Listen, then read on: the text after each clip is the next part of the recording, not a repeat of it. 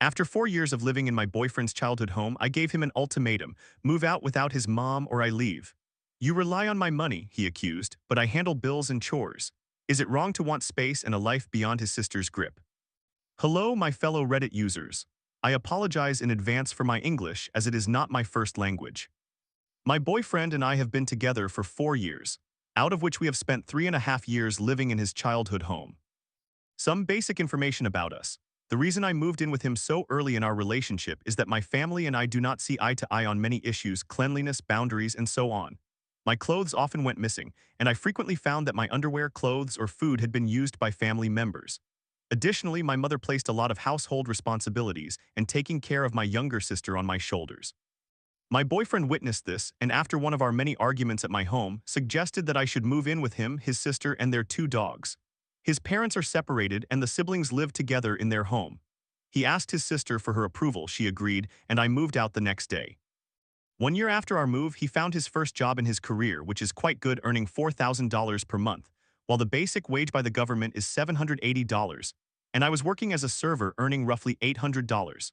We discussed the bills and agreed that he would cover the utility bills while I would take care of our food expenses, given the difference in our incomes. I also manage all household chores since his job leaves him exhausted every day. He works as a Navy mechanic. 9 months ago, I found my first job post-degree as an accountant, earning $1,000 per month, so our finances are quite healthy for our ages. He purchased a car for $24,000 and assisted me in buying mine for $4,000, which I repay to him in monthly installments. After accounting for my basic expenses and the car payment, I have around 200 to 300 euros available each month, while he has approximately 2,000 to 2,500 euros available monthly. Since then, he has started to feel overly confident about his financial situation and believes he can do whatever he wants. He often corrects me on various matters and frequently reminds me of how much more money he makes, insisting that I should be grateful for our lifestyle, which I am. However, it is frustrating when he behaves this way. I have given him time to adjust since I understand that if I had that much money, I might behave similarly. I spoke to him about moving out together without his sister, which he was reluctant to consider because it is convenient for him to remain in his childhood home, and he has plans to build a house that requires extra money. His sister's bills, excluding housing expenses, are covered by their parents. The issue is that he is not actively pursuing building something. Instead, he spends money on unnecessary items and goes on vacations with or without me. When a good opportunity arose for us to build in our area, allowing us to get a loan that could be repaid without taxes due to our ages, he refused to consider it because he wanted to spend $15,000 on his new car and expected me to wait. I accepted this and did not bring it up again. For the past 6 months, he has been somewhat distant, complaining about work being hard and expressing frustrations about the house expenses because the bills have been high. I explained that this was due to the air conditioning and the television that his sister leaves on for the dogs while she is at university. I turned it off, but she forgets all the time. For example, she left for 5 days, leaving the air conditioning on in her room, which I do not enter, and I realized it by the 4th day. She also always leaves the boiler on. I told him that if he wanted me to help with the bills since I have some money saved, he could ask, but he said no because he would feel bad asking me for more. I did not press the issue further, but he continues to spend his money on things like 3D printers, popcorn machines, and video games. Yesterday, he mentioned that his mother hinted she wants to return to their home and live with him, his sister, and me there. Since it is her house, she can do whatever she likes, and she is cool and likes me, so I do not have issues with her. However, due to the nature of my boyfriend's work, he will be mostly absent from April until September, leaving me alone with his sister. He might go on trips for 20 days in April and leave again from June to August due to yacht charters. I expressed my discomfort about living with his mother because it would be awkward. I already feel restricted in doing many things because of his sister, and with his mother moving in, my ability to move freely in the house will be even more limited. I have to ask permission to use the bathroom since his sister often yells at me for it. I cannot do laundry when she is doing hers, I cannot cook when she is cooking, and my movements are generally restricted to 2 rooms, the bathroom and the kitchen, but only when she is not using them. His mother will share a room with his sister while we will stay in another bedroom. He assured me that he does not mind me being there when he is home and suggested if it became uncomfortable, I could return to my place from April until September or stay with them. He would not mind. I proposed that it might be time for us to move out together, suggesting I could adjust my financial plans to be more flexible, with me covering rent and him handling our food and utility expenses. He firmly stated that he did not want to do that and insisted he wants to build a house instead. I explained to him that he would actually pay less since he would only be responsible for two people's bills instead of three, and we would spend less on food, approximately $350 a month. He expressed concern about his car payments, $380 per month, but I reassured him he should not be worried, as he earns $4,000 and already has money saved for emergencies with $2,500 remaining each month. I asked him if he felt uncomfortable relying on me or if he thought it was too early to make such a significant move as a couple. He replied no, he is simply comfortable at home and does not mind his mother living there. I told him he is free to choose whatever he likes, but I will not live with his mother. I would either return to my parents' home or possibly rent with a friend because I do not want to feel uncomfortable or have to move houses every April and summer. We could still do sleepovers when he is here or go for walks, but we would just not live together. He stated that he did not want me to leave and accused me of giving him an ultimatum and being entitled regarding his finances. I questioned where that idea came from, as I pay my share of the arrangement. He claimed that I was comfortable with him covering everything and that I rely on his money. I responded that it was he who decided how to divide the financial responsibilities. He did not want me to pay utility bills due to my income, and that he should not hold this against me just because he has more money. I am responsible for my bills and expenses, and I handle the chores and cooking while he simply comes home from work to play video games. He became upset afterward, and we went to bed without resolving the issue. Am I in the wrong? I do not believe I am as bad as he makes me out to be. I am just setting a firm boundary. I think he is just comfortable as things are, with me already taking on responsibilities typical of a wife without an engagement ring, and he simply does not want to move in with me, even though he can afford it. In summary, I currently live with my boyfriend and his sister in his childhood home, and now his mother wants to move in too. I feel uncomfortable and wish to rent instead. He does not want to, and I am considering returning to my parents' house or renting with a friend, but he says I am issuing an ultimatum. Am I in the wrong? Story 2. After 3.5 years with my girlfriend, I still feel like an afterthought while I plan dates and she calls sex quits after 10 minutes. I crave romance and intimacy, but her anxiety leaves me feeling unwanted. Can one conversation fix this, or is it time to let go? I have been dating this girl for exactly 3.5 years now. For context, we are both lesbians. We met during our freshman year of college, and we are now seniors, graduating this spring. We first encountered each other on a school trip and engaged in a month of flirting before she asked me out. Over time, I have really come to know her. She's very kind, creative, a hard worker, and funny. She has a loving heart and a brilliant mind. She loves her family, her artistic passions, and animals. She has also gotten to know me. I would say we are both close friends and lovers. We share many interests, passions, beliefs, and ideals. She provides stability. She is always there for me, and I am there for her. She truly does love me. However, I just do not feel entirely satisfied in this relationship. I miss the spark we had during the earlier years of our dating. I miss the sensation of being wanted by my partner. It seems that I have much more desire for her than she does for me. Even our mutual friends joke about this. It hurts. In terms of sex, we are not completely compatible. I have a very high sex drive and a strong interest in sexuality and kink, while hers is quite low. I would have sexual intercourse every day if I could, but she could go without it for a month and not mind. When we do engage in sexual activity, I often feel as though I am putting in significantly more effort to please her than she does for me. I am happy to service her for hours at any time of day, but she often stops after 10 minutes of providing pleasure to me because she becomes tired.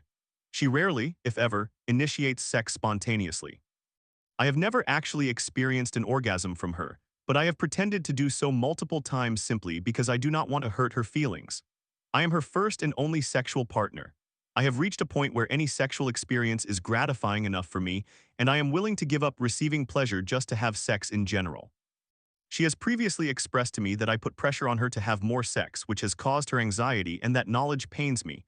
I never want to coerce anyone into doing anything they do not want to do. I have no intention of shaming her by sharing this.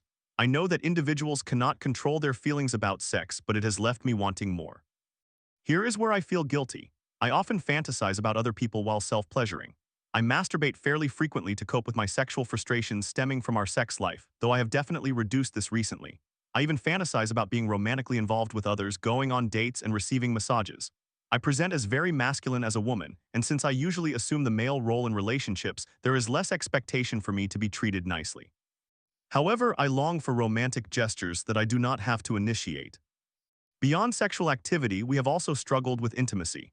I love kissing, making out, and other forms of physical affection. She does not share the same enthusiasm. She becomes somewhat upset when I try to initiate making out with her. I always respect her feelings, but I wish we could experience more spontaneity. We are both young and I wish we could act like young couples do. It makes me feel undesired when she does not want to kiss me. Perhaps the underlying issue I am grappling with is that I feel as though I desire her more than she desires me. I perceive that I invest significantly more time, effort, and energy into our relationship than she does. I plan dates, buy flowers, treat her to gifts and vacations, initiate intimacy, and strive to keep our sex life vibrant. I go out of my way to see her and spend time with her, even when it is inconvenient for me because I genuinely enjoy being with her. I do not feel that she invests as much effort into doing any of these things for me as I do for her. At times, I feel like an afterthought. I also make the effort to dress up and style my hair in a way that she appreciates. Perhaps it is simply that she feels comfortable around me, which is wonderful, but I miss when she would take the time to wear something nice. It made me feel like I was someone worth impressing.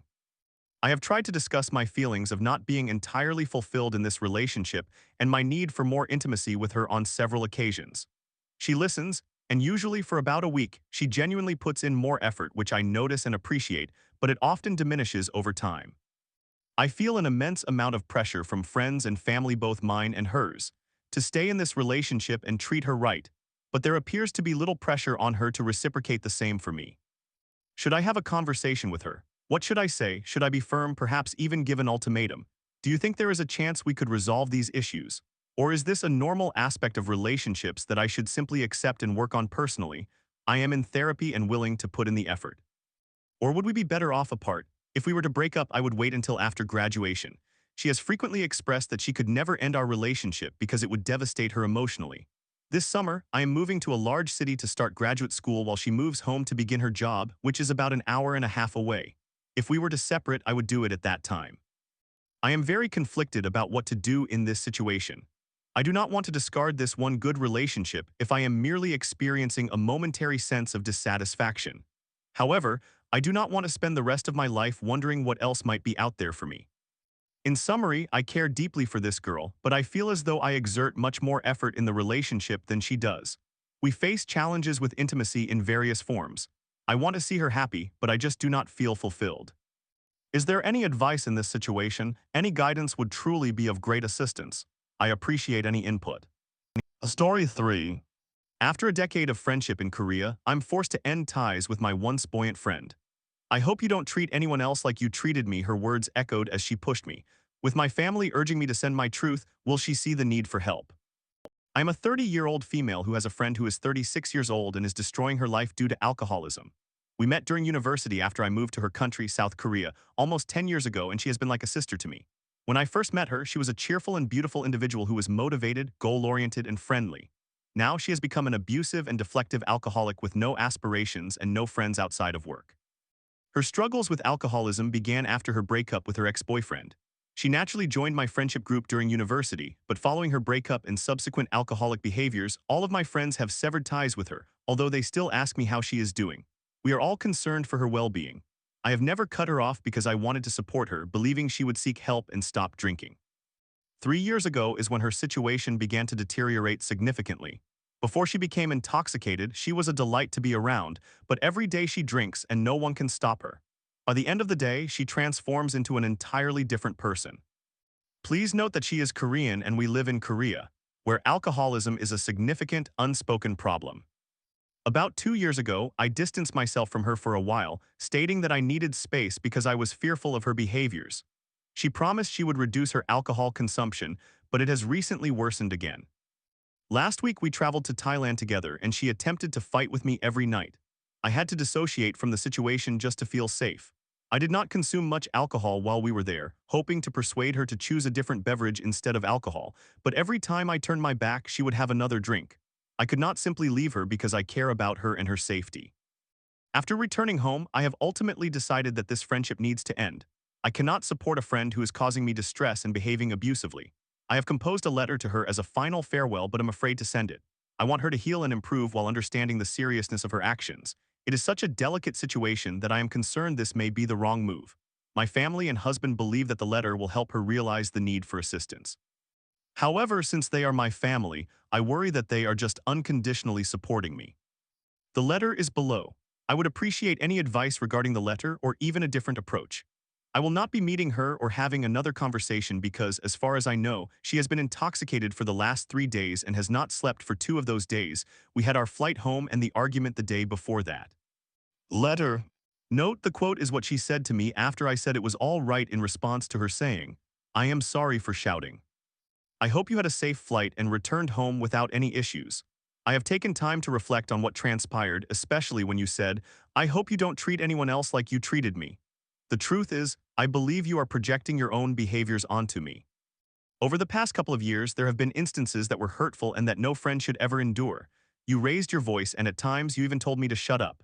Last night you physically pushed me, which, even if it was just one finger, crossed a serious line. You attempt to correct my language and try to control what I am doing or saying, which makes me feel small. You also began forgetting many of our conversations, and then became angry with me because you did not remember them and thought they never occurred. Additionally, belittling my friends is simply unacceptable. I want to be very clear, these behaviors are intolerable in a friendship. No one deserves to be yelled at, shoved, or condescended to by someone they trust. I cared for you, but being treated this way crossed boundaries that should never be crossed among friends. Each time this occurred, you were intoxicated. While apologies can be made, alcohol is not an excuse to mistreat your friends. Over time, I have had to confront the reality that our friendship has transformed into something unhealthy. You made that abundantly clear last night. This is a painful realization, especially considering the enjoyable times we once shared. However, over the years, I have witnessed other friends gradually distancing themselves or walking away from you for similar reasons. People who cared for you felt compelled to leave because they also experienced disrespect and hurt. Knowing that others have felt as I do now confirms that these behaviors are not isolated and need to be addressed, which is one of the reasons I wrote this letter. The other reason is that, while I know it was your decision to walk away from our friendship, I also agree that it is for the best. I will remember the good times we had together and I will cherish those memories. I genuinely hope you can seek help for your alcoholism and work on treating yourself with kindness. You possess many admirable qualities and I hope you can reconnect with them and become the person I know you are. Thank you for the enjoyable moments and memories we shared. I am truly saddened that we will not be creating more.